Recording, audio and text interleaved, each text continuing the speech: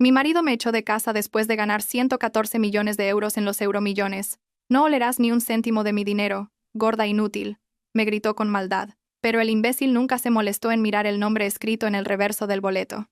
Y de eso hacía ya una semana. A veces, la persona con la que duermes no solo es capaz de romperte el corazón, también puede arrancarte el alma. Sin levantar la voz, Carmen Mendoza, a sus 38 años, tenía el rostro de una mujer que había aprendido a callar no por cobardía, sino por supervivencia. Sus ojos, aunque cansados, aún conservaban el brillo de quien no se ha rendido del todo a ser invisible. Llevaba 5 años trabajando en el equipo de limpieza del Hospital Universitario La Paz. Turnos de madrugada, dobles jornadas y un dolor de pies que se había convertido en un compañero constante. Su uniforme blanco, siempre impecable a pesar de un salario precario que apenas le llegaba para reponer los calcetines rotos, vivía en un modesto piso de un barrio obrero a las afueras de Madrid. Bloques de ladrillo visto pegados los unos a los otros, fachadas que pedían a gritos una mano de pintura y vecinos de patio interior que lo veían todo, pero nunca decían nada. En casa, Carmen convivía con su marido, Julio, y sus 2 hijos, Nico, de 11 años, y Valeria, de 7. Ambos estudiaban en el colegio público del barrio. Julio, por su parte, pasaba los días viendo la televisión o encerrado en su cuarto, fumando y culpando al mundo de su suerte. La última vez que tuvo un trabajo formal fue hacía casi un año. Según él, los jefes eran incompetentes, y los compañeros, unos traidores. Desde entonces su carácter se había agriado. Las discusiones eran frecuentes, gritos, portazos, largos silencios e indirectas que, aunque no dejaban marcas físicas, habían empezado a envenenarlo todo a su alrededor. Carmen había dejado de contarle sus problemas. Ya no compartía sus alegrías y mucho menos sus esperanzas. Hasta aquel viernes, agotada tras 12 horas fregando suelos en el hospital, se detuvo frente a una administración de lotería. Un cartel de un amarillo fluorescente anunciaba el bote de la semana: 114 millones de euros. Miró su monedero, le quedaban apenas 5 euros. Dudó, pero algo dentro de ella, quizás el anhelo de otra vida, la impulsó a estirar la mano y comprar un boleto. Esa noche, mientras Julio roncaba con la televisión encendida y un botellín de cerveza vacío en la mesilla de noche, Carmen dejó el boleto sobre su propia mesilla. Lo miró por última vez antes de dormir. Luego se abrazó a sí misma y cerró los ojos. Ni siquiera le mencionó la jugada a Julio. Solo le dijo: «Julio, he echado los euromillones, por si acaso». Julio ni se inmutó. Hizo un gesto con la mano, como quien espanta una mosca. Los días pasaron. Carmen continuó con su rutina: trabajo, casa, ayudar a los niños con los deberes, esquivar el mal humor de Julio. Una tarde, al volver del hospital, notó algo diferente. No era la expresión de él, sino el silencio. Un silencio tenso.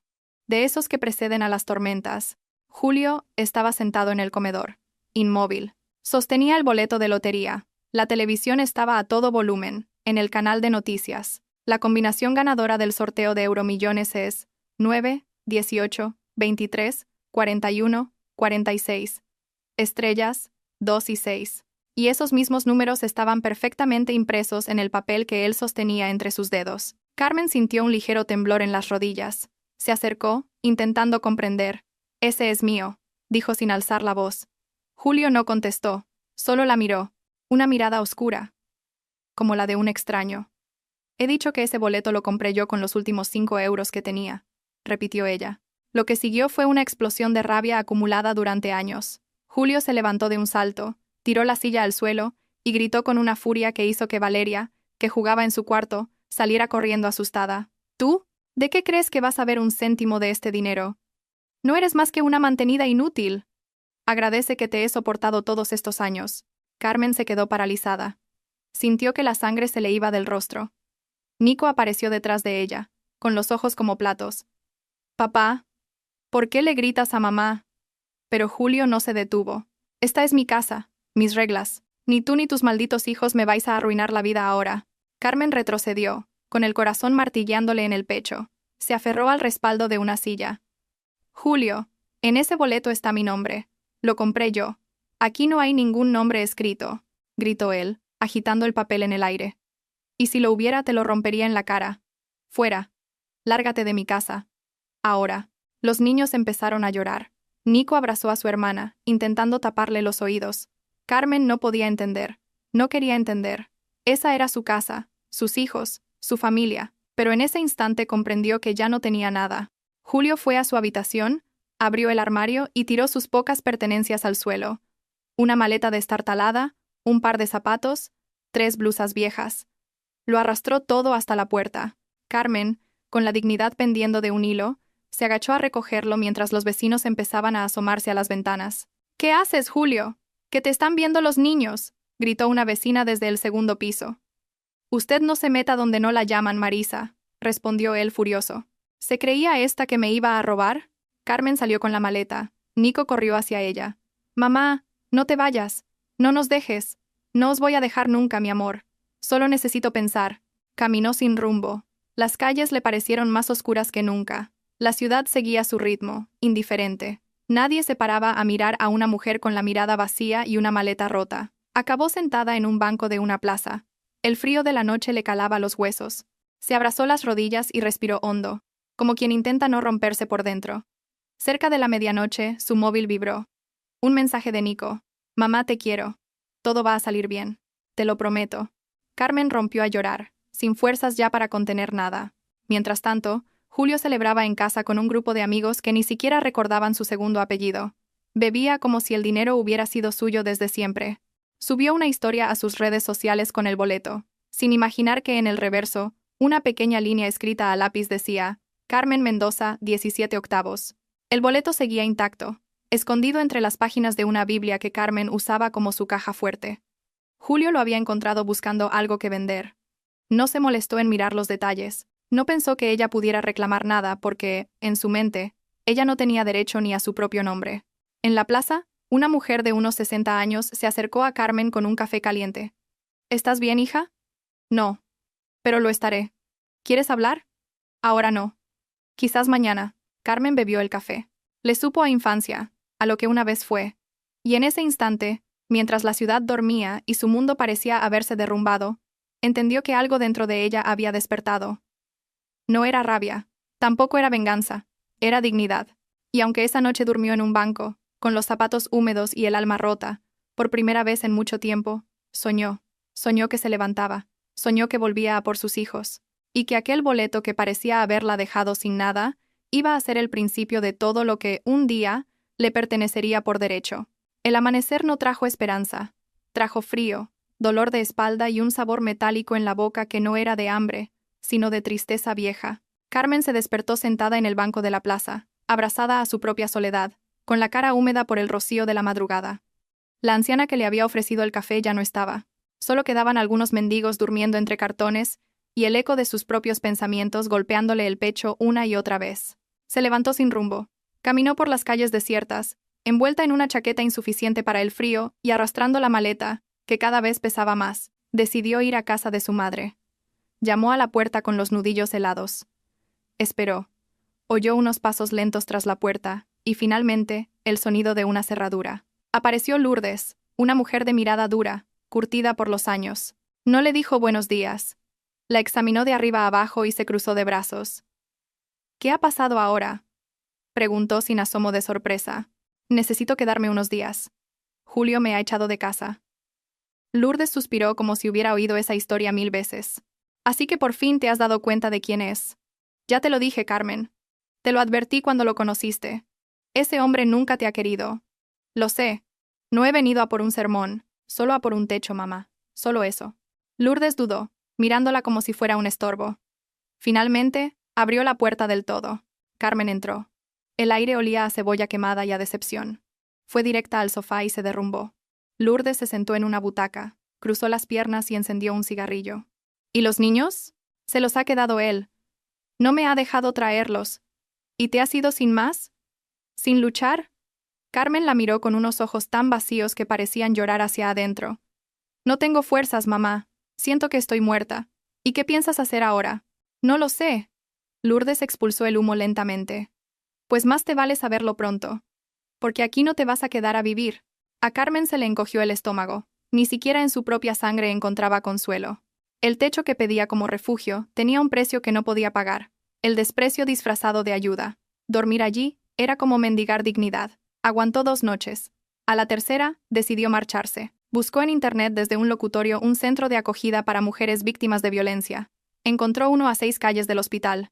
Llamó a la puerta con miedo. Le abrió una mujer de unos 40 años, morena, de ojos profundos y expresión firme. ¿Eres Carmen? Sí. Me dijeron que aquí ayudaban. Soy Lidia. Pasa. El lugar era una casa antigua rehabilitada con cariño, carteles de sororidad en las paredes, fotos de mujeres sonriendo, una cocina que olía a sopa caliente, niños correteando, lágrimas compartidas en silencio. Carmen sintió que, por primera vez en días, podía respirar. Lidia la hizo pasar a su despacho, cogió un cuaderno y empezó a anotar. Nombre completo: Carmen Mendoza. Edad: 38. Tipo de violencia: física, emocional, económica. Carmen dudó. Emocional y económica. Me echó de casa delante de mis hijos. Lidia asintió. ¿Tienes pruebas? No. Solo mi palabra. Y un boleto de lotería que compré yo y que él se quedó. Lidia levantó la vista. ¿Lotería? Sí. Compré un boleto hace una semana con mis últimos 5 euros. Lo dejé en casa. Tocaron 114 millones y él se lo ha quedado. Me echó, me insultó, dijo que no tenía derecho a nada. Lidia se quedó en silencio unos segundos. Luego lentamente se quitó las gafas y la miró con algo más que atención. La miró con humanidad. ¿Sabes lo que significa eso? ¿El qué? Que no solo has sufrido maltrato emocional, sino también un robo. Si ese boleto está a tu nombre, ese dinero es legalmente tuyo. Carmen sintió una corriente eléctrica recorrerle la piel. No había contemplado esa posibilidad. En su mente, lo había perdido todo. Pero Lidia hablaba de leyes, de papeles, de justicia. ¿Y si nadie me cree? ¿Si él dice que lo compró él? Has dicho que lo compraste con tus últimos 5 euros. ¿Tienes alguna prueba? Pagué en efectivo. El recibo. Era una administración pequeña. No lo guardé. Lidia la observó fijamente. Carmen, te voy a hacer una pregunta difícil. ¿Quieres justicia o quieres venganza? Carmen no respondió al instante. Sacó de su bolsillo una foto arrugada. Ella, sus hijos y Julio en el parque. Una foto antigua de tiempos felices que ya no existían.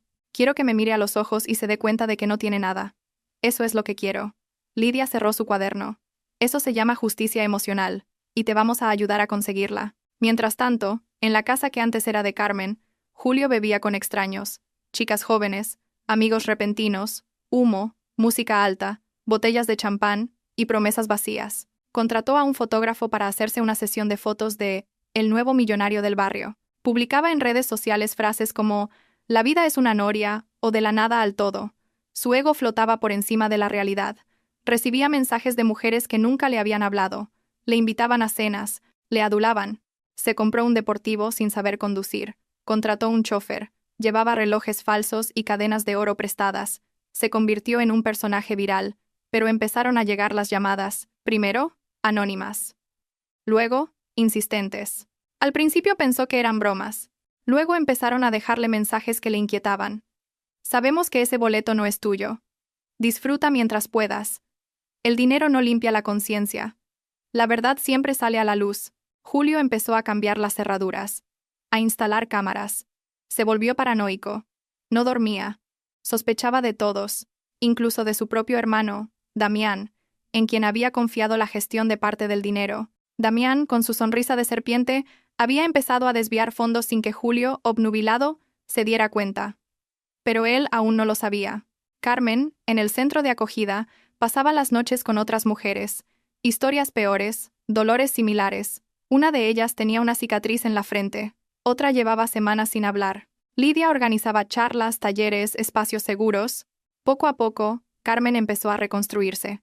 Aprendió sobre derechos, sobre procesos judiciales. Se enteró de que si podía demostrar que ella había comprado el boleto, podría reclamar la totalidad del premio.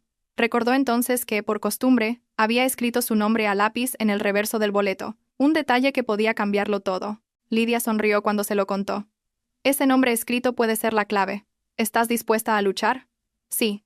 Entonces, hagámoslo bien, sin escándalos, sin vísceras, con inteligencia. Carmen escribió una carta para sus hijos. Aún no podía verlos, Julio no lo permitiría, pero quería que supieran que no los había abandonado. Lidia consiguió hacérsela llegar a través de una vecina del barrio, una mujer que también había sufrido violencia en el pasado y ahora se había convertido en una aliada silenciosa. Valeria lloró al leerla. Nico la guardó bajo la almohada. Carmen empezó también a construir su nueva identidad, no solo legal, sino interna. Ya no era la esposa humillada. Era la mujer que había decidido renacer de sus cenizas. Empezó a escribir en un cuaderno, a hablar con otras mujeres, a sanar. Una noche, Lidia entró en el comedor y encendió la televisión. Salía Julio en las noticias. El nuevo rico, el hombre tocado por la fortuna, el ahora empresario de criptomonedas. Carmen lo miró en silencio. ¿Qué sientes al verlo así?, preguntó Lidia, como si todo fuera una película. Pero esta vez, no quiero ser la víctima, quiero ser la guionista. Lidia le entregó un sobre. Esto es para ti. Es la copia de la demanda que vamos a presentar. Pero hay algo más. Carmen la miró con atención. ¿El qué? Una periodista se ha interesado por tu caso. Quiere contar tu historia de forma anónima, como parte de una campaña sobre violencia económica. ¿Aceptarías? Carmen dudó. Luego asintió.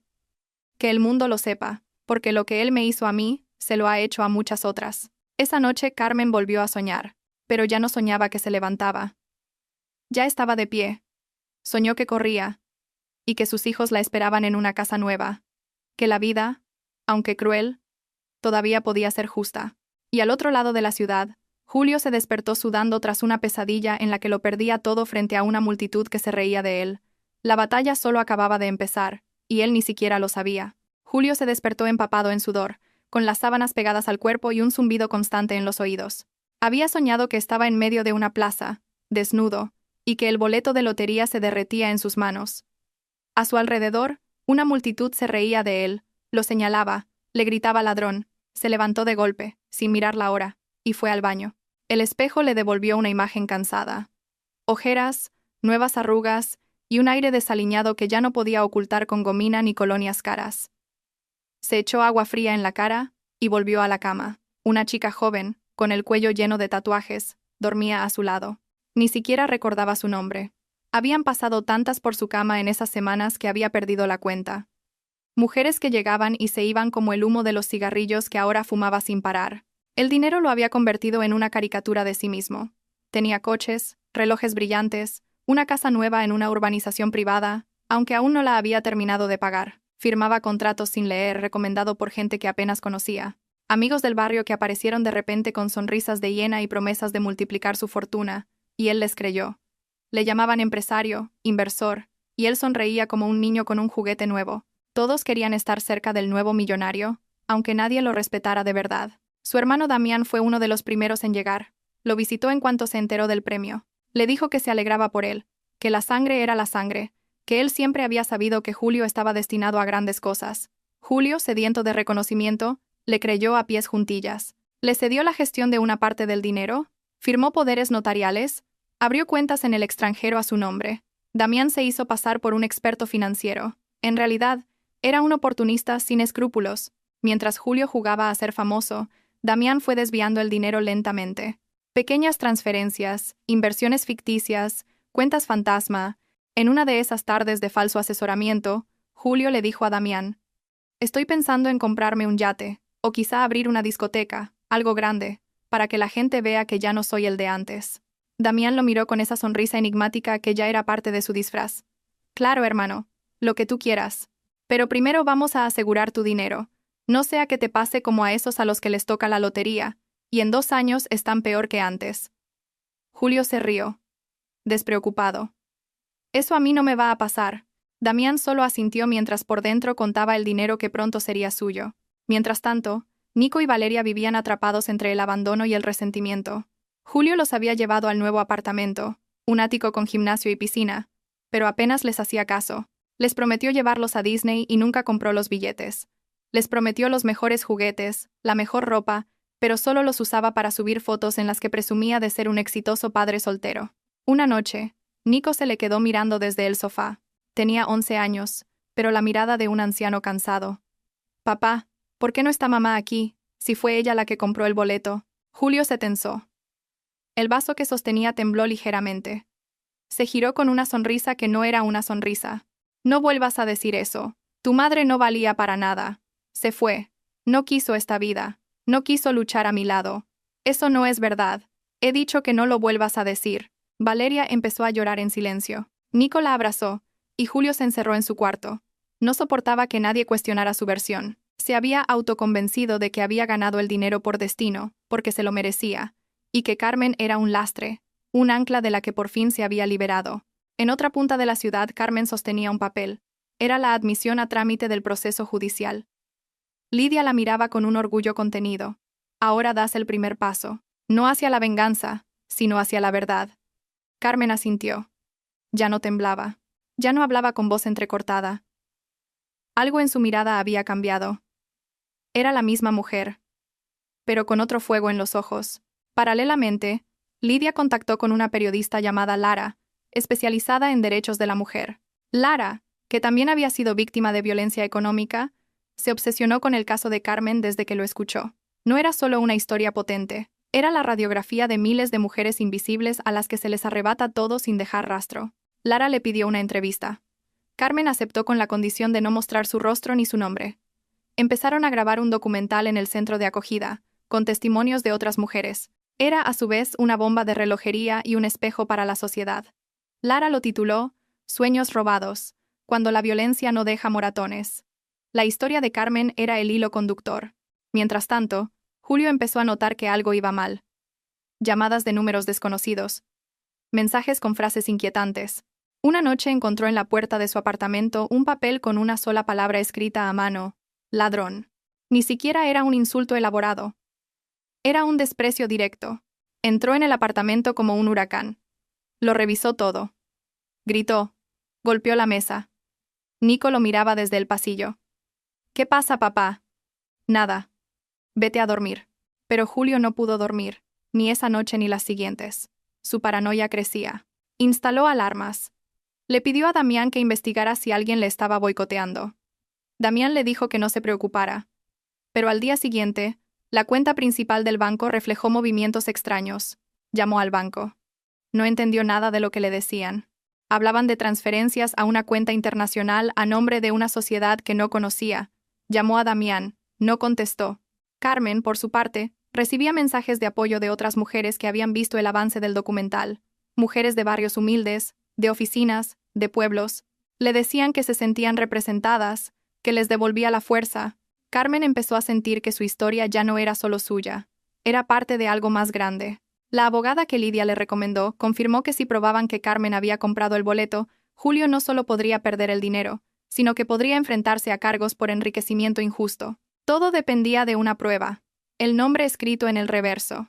Lidia cogió el teléfono. Llamó al notario que se encargó de validar el boleto cuando se cobró. ¿Recuerdas si había algo escrito en el boleto? No me fijé, la verdad. Solo en los números del anverso. Pero si lo había, debería estar archivado. Tengo que verificarlo. El notario colgó. 2 días después, volvió a llamar. Sí. El boleto se escaneó por ambas caras. Hay un nombre escrito a lápiz, casi borrado. Pone Carmen Mendoza. Y una fecha. Lidia sonrió como quien ve una grieta en un muro de cemento. Carmen se tapó la boca y lloró en silencio. Era real. Tenía la prueba, la definitiva. Julio, por su parte, recibió una carta esa semana. Un sobre blanco, sin remitente visible. Dentro, una notificación del juzgado. Una demanda por apropiación indebida. El nombre de Carmen estaba escrito en mayúsculas en el documento. El resto se volvió borroso ante sus ojos. Se quedó inmóvil, sin aire. Se encerró en el baño. Se miró al espejo. El mismo espejo donde meses atrás se había sentido invencible. Esa cara era ahora la de un hombre derrotado antes de empezar la batalla. Marcó el número de Damián. Sonó 2 veces. Luego, una grabación automática respondió. El número que ha marcado no existe. Llamó al banco. Le informaron de que Damián había vaciado la segunda cuenta 3 días atrás. Julio sintió que las piernas le fallaban. Se apoyó en el lavabo. Y entonces gritó con una fuerza que hizo temblar las paredes. Nico y Valeria se asustaron. Valeria corrió a su cuarto. Nico lo miró desde la puerta del baño. ¿Qué pasa, papá? Julio se giró, con los ojos inyectados en sangre. Nada, no pasa nada. ¿Está todo bien?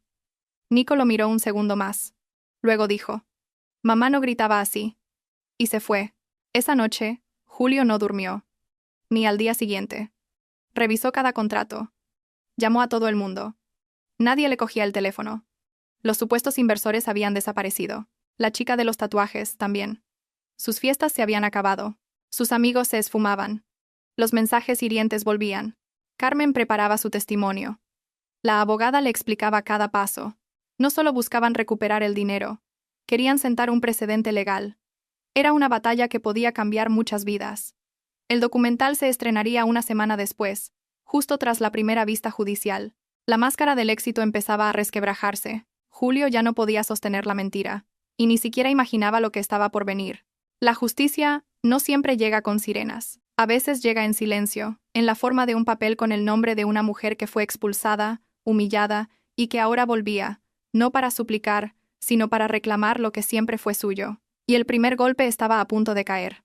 Carmen no solo volvía con una verdad imposible de borrar. La notificación del juzgado explotó en las manos de Julio como una bomba silenciosa. El sobre era blanco, anodino, pero dentro contenía una amenaza que todo su falso poder no podía controlar. Le temblaban las manos mientras leía su nombre completo impreso en tinta negra. Julio Alberto Sánchez, demandado por enriquecimiento injusto, violencia económica y emocional. Debajo, el remitente no era un bufete cualquiera. Era el nombre de la mujer que él había borrado de su vida como si fuera suciedad. Carmen Mendoza. Gritó.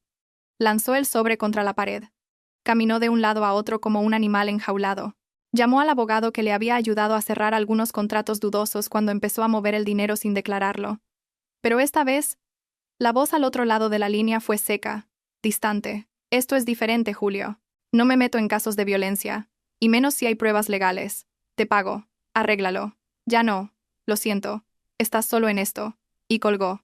Julio lanzó el móvil al suelo, que se partió en 3 trozos. Luego se miró las manos, abiertas, vacías. Sintió que todo se le escapaba, que cada decisión que había tomado desde que tuvo aquel maldito boleto en las manos lo había acercado más al precipicio. En el otro extremo de la ciudad, Carmen sostenía su declaración jurada. Era un simple papel, pero cada palabra escrita en él era una herida que cicatrizaba.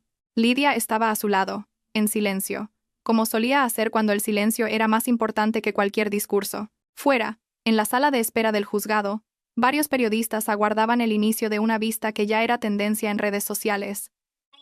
El documental sobre Carmen había estallado. Se compartía en grupos de mujeres, en universidades, en medios alternativos. Miles de personas comentaban, lloraban, se indignaban. Algunas incluso la llamaban símbolo de la resistencia. Pero Carmen no quería ser un símbolo de nada. Solo quería justicia. Y a sus hijos. Entró en la sala con paso firme. El juez, un hombre de expresión neutra y gafas gruesas, la miró con atención. Julio llegó 10 minutos tarde, con la ropa arrugada y la cara hinchada, acompañado de un abogado nuevo, joven y nervioso, que había contratado esa misma mañana con lo poco que le quedaba de fortuna. Julio no saludó a Carmen ni a nadie. Su mirada era un pozo oscuro. El juez pidió silencio. Damos comienzo a la vista preliminar del caso Mendoza contra Sánchez. Presentes ambas partes. Podemos empezar. Carmen se puso en pie. El juez le pidió que hablara. Respiró hondo y sin alzar la voz comenzó. Mi nombre es Carmen Mendoza. Soy madre, mujer y superviviente. Durante años viví al lado de un hombre que me hizo creer que yo no valía nada, que todo lo que hacía era inútil, que mi trabajo no era un trabajo real, que mis decisiones no importaban. Cuando compré aquel boleto de lotería, lo hice soñando con darles una vida mejor a mis hijos. Nunca imaginé que sería el arma que él usaría para destruirme. No quiero su dinero. No me interesa. Quiero recuperar a mis hijos. Quiero que se enfrente a la justicia por todo lo que me arrebató en silencio. Porque la violencia económica también es violencia. Porque a muchas mujeres como yo nos roban cada día sin que nadie nos escuche. Se detuvo. Miró a Julio, que era incapaz de sostenerle la mirada. Solo agachaba la cabeza, incómodo. Carmen respiró y terminó su declaración con una frase que enmudeció la sala. Nunca quise su dinero. Solo quería que mis hijos supieran que su madre no era una mantenida, sino una mujer fuerte que eligió levantarse. El silencio fue absoluto. El juez asintió y dirigió su mirada a Julio. Señor Sánchez, ¿puede hablar? Julio se levantó. Su voz era forzada. Todo eso es mentira. Lo está usando para destruirme. El dinero lo gané yo. Ella ni siquiera sabe cómo funciona la lotería. Fui yo quien validó el boleto. Lo hice legalmente. ¿Tiene pruebas de que lo compró usted? No. Pero ella tampoco. El abogado de Carmen se levantó, con la venia del juez. Sí las tiene, señoría. Presentamos las imágenes escaneadas del boleto original, archivadas en la Oficina de Loterías y Apuestas del Estado, donde se lee claramente el nombre de Carmen Mendoza escrito en el reverso, con una fecha anterior al sorteo. El juez tomó los documentos. Los examinó con atención, Se los pasó a su asistente, y luego miró a Julio. ¿Tiene algo que decir al respecto? Puede ser falso. Pudo escribirlo después. Es una trampa. El juez lo interrumpió. Fue escaneado por el organismo oficial antes de ser cobrado. Lo confirma el archivo original. Señor Sánchez, está en una situación muy seria. Le recomiendo que mida sus palabras. Julio se sentó de golpe. Estaba pálido. Por primera vez su defensa se derrumbaba. Ya no tenía argumentos, solo rabia. La vista continuó con testimonios. Lidia testificó sobre el estado en que Carmen llegó al centro de acogida. Luego hablaron dos vecinas. Una contó cómo presenció la humillación de la expulsión entre insultos. Otra relató que durante años fue Carmen quien sostuvo a la familia mientras Julio se dedicaba a proyectos que nunca existieron. Pero la sorpresa llegó al final. El juez llamó a una última testigo. Su nombre no estaba en los documentos iniciales. La defensa de Carmen lo había propuesto esa misma mañana. Cuando entró en la sala, Julio se levantó como si viera un fantasma. Era Micaela, una de sus amantes. La misma que subía fotos con él a redes sociales, la que él llamaba la verdadera reina de mi vida. Carmen la miró con una mezcla de sorpresa y tristeza. Micaela se acercó al estrado. Su aspecto era diferente. Iba sin maquillar, con ropa sencilla y los ojos tristes. El juez le pidió que hablara. Conozco al señor Sánchez desde hace 5 meses. Iniciamos una relación. Yo no sabía que tenía hijos a su cargo, y mucho menos que había echado a su mujer. Me enteré por las redes sociales. Al principio, él lo negaba, pero cuando empezó a quedarse sin dinero, su carácter cambió. Se volvió agresivo. Un día, discutimos por un mensaje que recibí. Me empujó contra la pared. Me dejó un moratón. No lo denuncié. Tenía miedo. Pero cuando vi el documental sobre Carmen, supe que tenía que estar aquí. Julio se levantó de la silla. Mentirosa. Eso no pasó. El juez golpeó la mesa. Silencio en la sala. Micaela continuó. Tengo mensajes guardados, audios, donde se ríe de Carmen, de sus hijos, donde dice que si pudiera hacerla desaparecer, lo haría. Se lo he entregado a la fiscalía. Está en sus manos. La sala se convirtió en un hervidero de murmullos, de miradas. El juez pidió orden. Julio estaba blanco, tembloroso.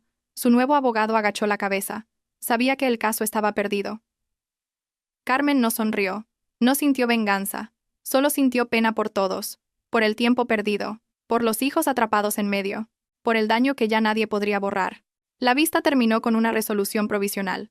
El juez reconocía el nombre de Carmen en el boleto como prueba suficiente para iniciar el proceso de recuperación del dinero y suspendía el acceso de Julio a las cuentas asociadas. Además, le otorgaba a Carmen la custodia provisional de los niños hasta que se resolviera el caso por completo. Julio no podría acercarse a ella ni contactarla de ninguna manera. Al salir del juzgado, un pequeño grupo de gente la esperaba. Gente anónima, mujeres con pancartas. Algunas lloraban, otras aplaudían. No eran fans, eran supervivientes. Una mujer se le acercó. Gracias por no rendirte. Por hablar. Carmen le tomó la mano. No hablo por mí. Hablo por todas. Esa noche, mientras se preparaba para dormir en la habitación del centro de acogida, recibió un mensaje de Nico. Solo decía, te he visto en la tele. Te quiero, mamá. Carmen se puso el móvil sobre el pecho y cerró los ojos. No tenía nada, pero lo tenía todo. El principio de algo nuevo.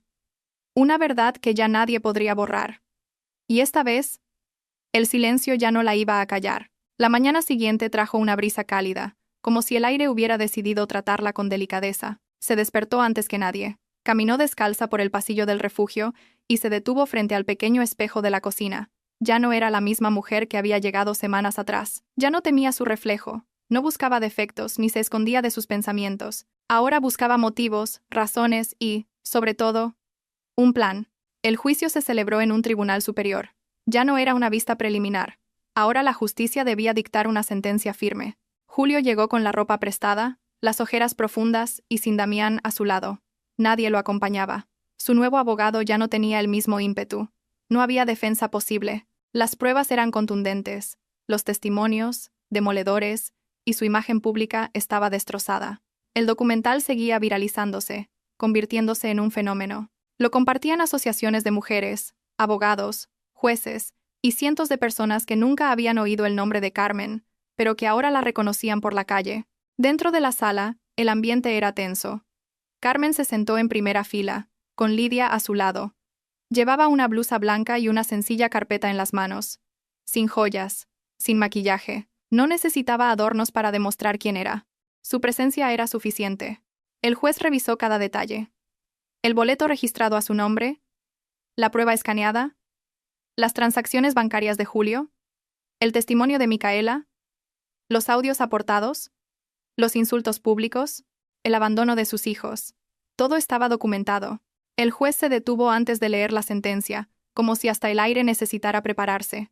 En base a las pruebas presentadas y los testimonios recabados, este tribunal determina que el señor Julio Sánchez es culpable de enriquecimiento injusto, conducta fraudulenta y violencia económica y emocional contra la señora Carmen Mendoza, se le condena al pago de una cuantiosa multa en concepto de indemnización, se congelan todas sus cuentas bancarias y se ordena el embargo inmediato de la propiedad cita en la urbanización privada de Las Lomas. Además, se establece una orden de alejamiento por la cual el acusado no podrá acercarse a menos de 300 metros de la señora Mendoza o de sus hijos durante un periodo no inferior a 5 años. Julio no dijo nada, solo agachó la cabeza.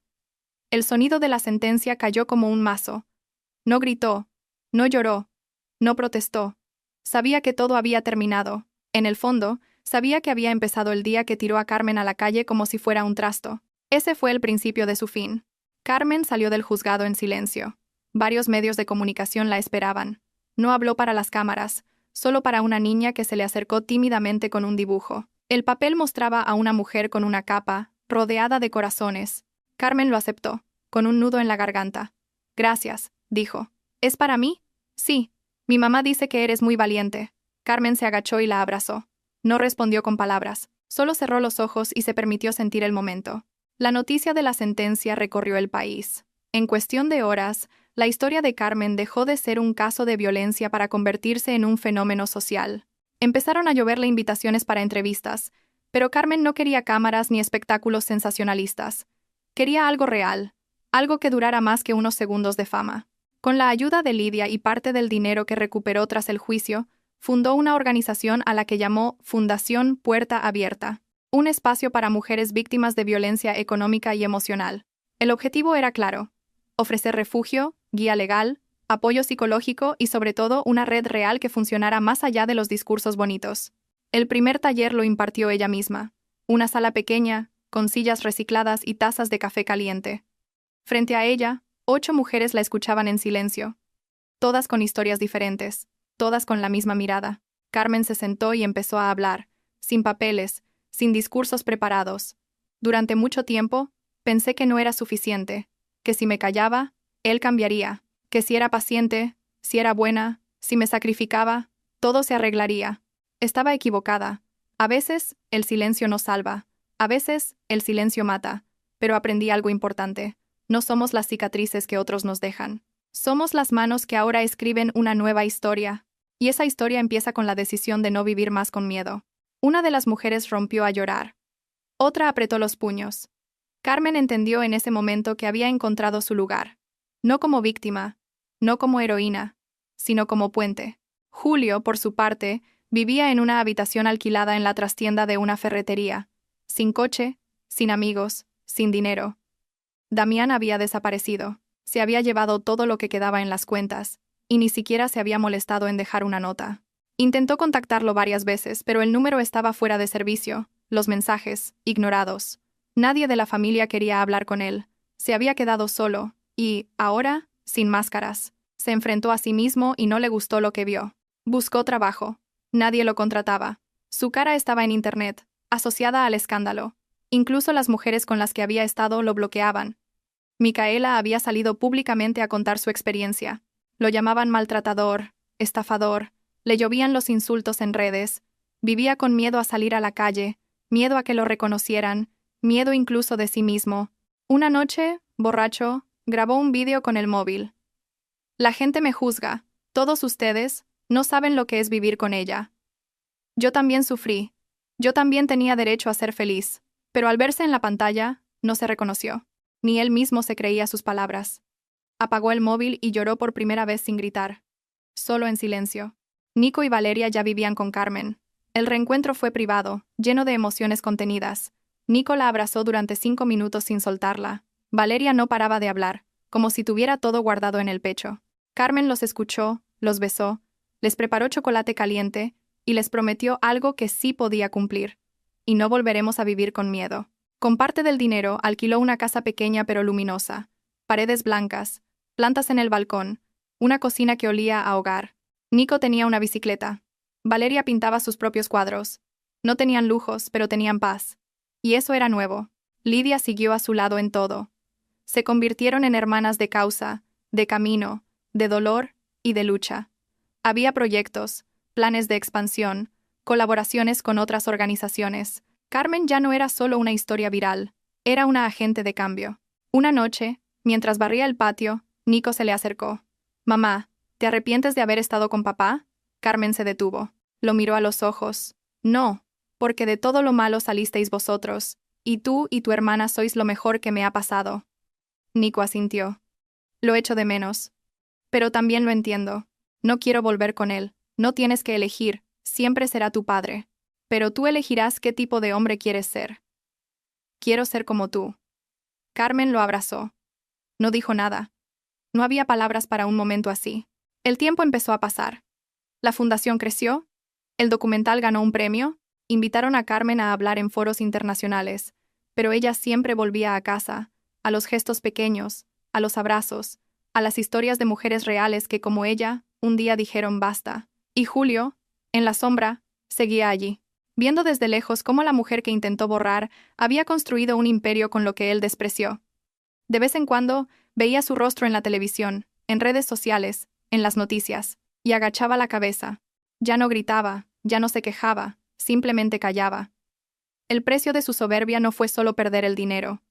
Fue perderlo todo.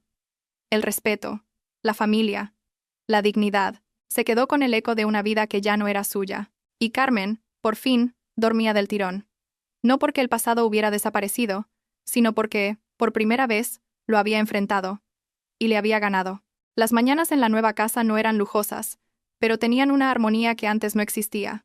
El olor a pan tostado se mezclaba con la risa de Valeria, que solía cantar en voz baja mientras preparaba la mesa. Nico regaba las plantas del pequeño jardín que había ayudado a plantar con sus propias manos. Era una casa sencilla, de paredes claras y grandes ventanas, pero cada rincón hablaba de reconstrucción, de amor replantado después del desastre. Carmen caminaba descalza por el suelo de madera, con una taza de café en la mano, el pelo suelto y la cabeza alta. Había comprado esa casa con parte del dinero recuperado, pero no era el dinero lo que la hacía valiosa, sino todo lo que había costado llegar hasta allí. Cada baldosa puesta, cada mueble elegido, simbolizaba la libertad. Fuera, el sol empezaba a despuntar y el mundo seguía girando, pero ahora, por primera vez en mucho tiempo, giraba sin aplastarla. La Fundación Puerta Abierta había crecido más allá de sus sueños. Lo que empezó como una red de apoyo para una docena de mujeres, ahora tenía delegaciones en otras 3 ciudades. Había talleres, asesoría legal, sesiones de arteterapia y autocuidado. Carmen había logrado reunir un equipo de profesionales que trabajaban con una dedicación que iba más allá del salario. Mujeres y hombres que habían vivido en carne propia lo que significaba estar al otro lado de la indiferencia social. Lidia se había convertido en su socia formal. Juntas organizaron un evento nacional al que llamaron Voces que no callan. Se inscribieron miles de mujeres. Fue una convocatoria sin precedentes, y los medios lo cubrieron como una revolución emocional. En medio de los preparativos, Carmen se detuvo un momento a observar la magnitud de lo que estaban creando. Detrás del escenario, rodeada de técnicos, luces y pancartas con palabras de resistencia, Lidia se le acercó con una sonrisa honesta. ¿Te das cuenta de lo que has hecho? Carmen agachó la cabeza, casi con timidez. No lo he hecho sola, pero nadie lo hizo por ti. En el escenario, el equipo ajustaba los últimos detalles. Carmen respiró hondo. Era la primera vez que hablaría ante tanta gente, no como la víctima, sino como la persona que había convertido su dolor en fuerza. Mientras tanto, en una habitación de alquiler semanal en un edificio decrépito, Julio intentaba hacer una transmisión en vivo desde su viejo móvil. La pantalla estaba sucia, el micrófono fallaba, y su voz sonaba vacía, como la de un actor que se repite sin convicción. «Hola amigos, estoy aquí para contar mi verdad. Muchos me han juzgado, pero nadie sabe lo que de verdad pasó». Cerró los ojos y, al mirar el contador de espectadores de la transmisión, vio el número 0. Nadie lo escuchaba, nadie lo buscaba. Los pocos que aún recordaban su nombre lo hacían por la vergüenza. Se había convertido en un chiste en redes sociales, el símbolo de la arrogancia derrotada. Había incluso memes con su cara y frases hirientes como Cuando tu ego no puede pagar el alquiler. La misma gente que antes lo adulaba ahora se reía de su caída. Damián nunca apareció. Había desaparecido con lo último que quedaba en las cuentas. Los contratos que Julio firmó sin leer ahora lo ataban a deudas que no entendía. Lo había perdido todo, pero lo que más le dolía era saber que nadie lo echaba de menos. Una vez al mes, escribía mensajes a Nico y Valeria. No respondían. Nunca. Carmen no se lo prohibía, pero los niños ya no querían contacto. Nico, al ver los mensajes, simplemente los borraba. Valeria ni siquiera los leía. Para ellos, el padre que los había repudiado había dejado de existir. El evento Voces que no callan fue más grande de lo esperado. El auditorio, con más de 3.000 mujeres, estaba lleno. Carmen subió al escenario entre aplausos. No llevaba un discurso escrito. Habló desde el alma. Nos enseñaron a callar, a aguantar, a disculpar. Nos dijeron que la violencia solo importa si hay sangre, pero la sangre no siempre se ve. A veces te desangras por dentro y nadie se da cuenta. Yo viví muchos años en silencio, pensando que el amor era sacrificio, que era normal estar rota, que el miedo era parte de ser mujer, hasta que me vi en un banco de un parque, con una maleta rota y la dignidad hecha añicos, y ese día decidí que nadie más contaría mi historia por mí. Ese día empecé a escribirla yo. Hubo un silencio absoluto. Algunas lloraban. Otras se cogían de la mano. Luego, el auditorio estalló en aplausos. Había gritos de apoyo, nombres que Carmen no conocía, pero que la abrazaban con la mirada. Después del evento, una editorial la contactó para convertir su historia en un libro. Carmen dudó, no por pudor sino por respeto. Sabía que no era solo su historia, era la de muchas. Aceptó con la condición de incluir testimonios reales de otras mujeres. El libro se tituló Las cosas que callamos en nombre del amor. Fue un éxito inesperado. Las redes sociales la bautizaron como la mujer que derrotó el ego de un millonario. A Carmen no le gustaba el título. Sentía que simplificaba todo a una simple disputa con Julio, pero entendía que, para muchas, su historia representaba una batalla ganada en nombre de todas las que no pudieron contarla. El libro se tradujo a 3 idiomas. Se leyeron fragmentos en universidades. Se convirtió en tema de debate. Pero Carmen seguía yendo cada mañana al centro social, preparando café, escuchando historias, acariciando silencios. Una noche, mientras ordenaba unos libros en la biblioteca de la fundación, Nico entró en la sala. Ya tenía voz de adolescente. El cambio era evidente, pero conservaba esa mirada profunda, tan parecida a la de su madre. «Mamá, ¿puedo preguntarte algo?» «Claro. ¿Eres feliz?» Carmen se quedó quieta. Pensó en todo lo que había pasado. En las noches sin dormir, en los insultos, en el juicio, en las mujeres que había abrazado, en sus hijos creciendo sin miedo. No respondió sí. Respondió, «Estoy en paz, que es mejor que ser feliz, porque la paz nadie te la puede quitar». Nico sonrió. No dijo nada más. Se acercó y la abrazó con fuerza. Mientras tanto, en su habitación, Julio veía un fragmento del evento por internet. Había llegado a él por casualidad. Le temblaba la mano mientras veía a Carmen en el escenario. Luminosa, aplaudida, en su rostro ya no había rabia, solo un vacío inmenso. Apagó el móvil y se quedó en silencio. Recordó las veces que le había dicho que no servía para nada, que nadie la escucharía, que estaba sola. Y ahora, el que estaba solo, era él. La vida no se lo había quitado todo como un castigo. Se lo había quitado para demostrarle que no se puede construir una casa con cimientos de desprecio. Carmen, por su parte, volvió a su hogar esa noche. Preparó el postre favorito de Valeria, ayudó a Nico con un trabajo del instituto, y luego se sentó en el porche, con una manta sobre las piernas y una taza de té. La luna estaba llena, la brisa era suave, y por primera vez en años, no sintió miedo, ni ansiedad, ni culpa, solo gratitud.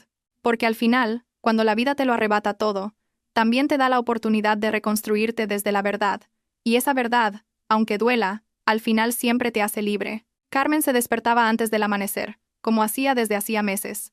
Ya no por ansiedad ni por costumbre, sino por elección. Le gustaba ese momento del día en que el mundo aún no se ha despertado de sus propios ruidos. Se ponía la bata, preparaba un café y salía al porche en silencio. El aire fresco de la mañana le acariciaba el rostro con suavidad, como si la vida, en un gesto silencioso, le recordara que seguía ahí, que ahora era suya. Tenía 41 años. Su rostro había cambiado, no por las arrugas, sino por la serenidad. Ya no tenía que defenderse de todo. Ya no cargaba con la necesidad de demostrarle nada a nadie. Había descubierto que el verdadero éxito no era el reconocimiento, sino la calma. No la venganza, sino la dignidad. Ese día, sin planearlo, abrió un cuaderno nuevo. En la primera página escribió: «Carta para la que fui. Y para la que vendrá después de mí». Y empezó a escribir sin filtros, como si su alma le dictara. No para publicar, no para dar discursos, sino para dejar algo que quizás alguien leería cuando más lo necesitara. Querida tú. Sí, tú. La que calla, la que aguanta, la que sonríe para no molestar. La que dice no es para tanto mientras siente que el alma se le parte en 1000 pedazos. Yo también fui esa, la que justificaba los gritos, la que se culpaba de todo, la que creyó que amar era desaparecer. A ti te hablo. No estás sola. No estás loca. No estás exagerando. Solo estás atrapada en una mentira que nos enseñaron desde niñas, que ser una buena mujer es aguantar. Y no. Aguantar no es amor. Callar no es paz. Ceder no es equilibrio. Aprendí que nadie tiene derecho a pisarte, ni con palabras dulces, ni con palabras afiladas. Aprendí que el dinero, el miedo, el qué dirán, no son cadenas, son excusas que la sociedad nos pone para mantenernos quietas. Pero el alma no nació para estar enjaulada. El alma, cuando grita, no pide ruido, pide libertad. Si estás leyendo esto y algo se mueve en tu pecho, escúchalo, porque ese temblor es tu señal. No estás sola. A mí también me tiraron a la calle, me llamaron mantenida, dudé de mí misma. Y aquí estoy. No porque sea fuerte, sino porque un día decidí dejar de mentirme. No busques venganza, busca la verdad. No sueñes con aplastar al otro, sueña con levantarte tú, porque quien camina sola, llega más lejos. Firmó la carta y la guardó. Pensó en publicarla. Aún no. Las cosas importantes necesitan reposar. A mediodía, Nico pidió ir a comer a la playa. Le encantaba el mar. Siempre lo había sentido como su refugio, incluso antes de saber por qué. Prepararon bocadillos, zumo de naranja y una manta. Valeria se llevó sus pinturas. Las horas pasaron sin reloj, sin obligaciones, solo ellos tres, el sonido de las olas y el cielo abierto. «Mamá», preguntó Valeria con una mancha de pintura en la cara, «¿crees que todo esto tenía que pasar?» Carmen la miró sin responder de inmediato. Luego, asintió lentamente. «Sí, lo creo, porque si no hubiera pasado, seguiríamos viviendo en una mentira». Valeria no lo entendió del todo, pero sonrió igualmente. Nico lo entendió perfectamente. Carmen miró el mar y pensó en el tiempo, en cómo había pasado de ser invisible a ser un símbolo, de ser silencio a ser una voz. No había planeado nada. Simplemente, se había sido fiel a sí misma. Lidia la llamó esa tarde. La habían nominado para un premio internacional por su labor en derechos humanos. Querían que Carmen la acompañara a Bruselas a recogerlo juntas. No dudó, aceptó, no por vanidad, sino porque entendía que en esto ya no estaba sola. Lo que habían creado no era suyo, era de todas. Mientras Carmen vivía un presente lleno de propósito, Julio vivía entre ruinas. Su habitación seguía siendo la misma. El alquiler siempre tarde. Comía lo que podía. A veces lo que encontraba. Intentó hacer de repartidor con una moto prestada, pero nadie confiaba en él. Su cara generaba rechazo. Esa noche, abrió su viejo portátil. En la pantalla, YouTube le recomendó el documental que lo había hundido. Dudó. Su primer instinto fue cerrar la pestaña. Pero algo dentro de él le pedía ver. Escuchar. Le dio al play. El vídeo empezó con la voz de Carmen. Suave, sin rencor. Cuando te dicen que no vales nada, te lo acabas creyendo. Lo más duro no fue que me echara. Fue darme cuenta de que ya no sabía cómo defenderme. Julio sintió un nudo en la garganta. Adelantó unos minutos.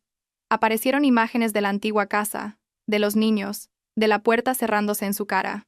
Se miró sus propias manos. Había querido con esas manos, pero también las había usado para empujar, para cerrar, para aislar. Cuando el vídeo terminó, no lloró de rabia ni de vergüenza. Lloró con un llanto nuevo, profundo, silencioso. Por primera vez entendió lo que había hecho. Por primera vez, no se justificó.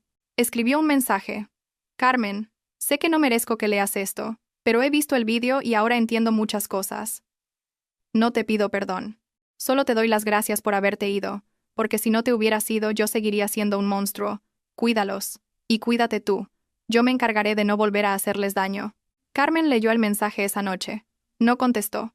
No lo necesitaba. Lo que necesitaba, ya lo tenía. Y estaba en su cama limpia, en el cuaderno de su mesilla, en los dibujos de Valeria, en las risas de Nico, en las voces de cientos de mujeres que llegaban a la fundación con los ojos muertos y se iban con la cabeza alta. A la mañana siguiente, Carmen caminó sola por la playa. El mar estaba en calma. Se sentó en la arena y sacó un cuaderno nuevo. Escribió una sola frase. La historia ha terminado. Luego la tachó. La historia acaba de empezar. Miró al horizonte y cerró los ojos. Por fin, había entendido que la vida no es justa, pero a veces, solo a veces, la vida te devuelve lo que tu alma se merece.